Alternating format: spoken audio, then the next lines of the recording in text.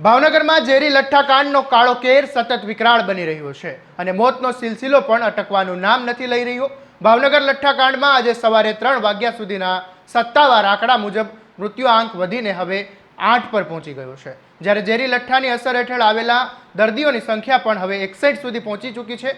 ગઈકાલે વધુ 5 દર્દીઓની તબિયત લથડતા તેમને તાત્કાલિક આઈસીયુમાં શિફ્ટ કરવામાં આવ્યા છે, તો બીજી તરફ વર્તેજ પોલીસ સ્ટેશનમાં જે ગુનો નોંધાયો હતો તેમાં ઝડપાયેલા 13 આરોપીઓને મોડી રાત્રે ભારે પોલીસ બંદોબસ્ત વચ્ચે સરકારી હોસ્પિટલમાં મેડિકલ ચેકઅપ માટે લઈ જવાયા હતા। આ તમામ આરોપીઓને કોર્ટમાં રજૂ કરવામાં આવતા કોર્ટે તમામ 13 આરોપીઓના 10 દિવસના પોલીસ રિમાન્ડ મંજૂર કર્યા છે। આ સમગ્ર મામલે હવે રાજકીય ગરમાવો પણ જોવા મળી રહ્યો છે। ગુજરાત પ્રદેશ કોંગ્રેસના ધારાસભ્ય જિગ્નેશ મેવાણી, પૂર્વ ધારાસભ્ય રાજેશ ગોહિલ, ડોક્ટર હેમાંગભાઈ વસાવડા, વિરેન્દ્રસિંહ વાઘેલા અને હરિભાઈ ભરવાડ સહિતનું એક પ્રતિનિધિ મંડળ પીડિતો અને તેમના પરિવારની મુલાકાતે ભાવનગર પહોંચ્યું છે।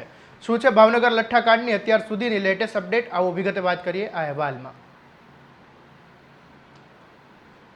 નમસ્કાર, હું છું આસિફ કાદરી અને સ્વમાન સાથે તમારું સ્વાગત છે। ભાવનગર જિલ્લામાં ઝેરી લઠ્ઠો પીધા બાદ સ્થિતિ વધુને વધુ ગંભીર બની રહી છે। સત્તાવાર રીતે અત્યાર સુધીમાં 8 લોકોના મોતની પુષ્ટિ થઈ છે। હોસ્પિટલમાં દાખલ દર્દીઓનો અસરગ્રસ્તનો જે આંકડો છે એ વધીને હવે 61 પર પહોંચ્યો છે। ગઈકાલે મોડી રાત સુધીમાં 5 દર્દીઓની હાલત ગંભીર જણાતા તેમને તાત્કાલિક આઈસીયુમાં અને ઓક્સિજન સપોર્ટ પર દાખલ કરવામાં આવ્યા છે।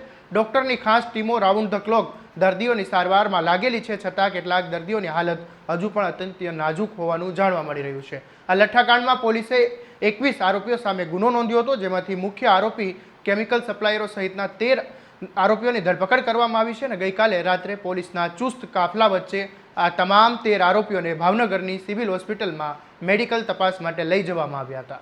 મેડિકલ તપાસ પૂર્ણ થયા બાદ પોલીસે તમામ આરોપીઓને કોર્ટમાં રજૂ કર્યા હતા અને કોર્ટને રિમાન્ડની માંગણી કરી હતી અને કોર્ટે ગુનાની ગંભીરતાને ધ્યાનમાં રાખીને તમામ આરોપીઓના 10 દિવસના રિમાન્ડ પણ મંજૂર કર્યા હતા। હવે રિમાન્ડ દરમિયાન 25 પેટી ઝેરી દારૂ ક્યાં ક્યાં સપ્લાય થયો અને આ નેટવર્કના અસલી સૂત્રધાર કોણ છે તે દિશામાં પણ કડક પૂછપરછ હાથ ધરવામાં આવી છે। ભાવનગરમાં સર્જાયેલા આ મોતના તાંડવ બાદ હવે વિપક્ષે પણ સરકાર સામે મોરચો ખોલ્યો છે। ગુજરાત પ્રદેશ કોંગ્રેસના નેતાઓ અને વડગામના ધારાસભ્યો જિગ્નેશ મેવાણી, પૂર્વ ધારાસભ્ય રાજેશભાઈ ગોહિલ, પ્રદેશ અગ્રણી ડોક્ટર હેમાંગભાઈ વસાવડા, વિરેન્દ્રસિંહ વાઘેલા અને હરિભાઈ ભરવાડ આજે ભાવનગરની મુલાકાતે આવ્યા।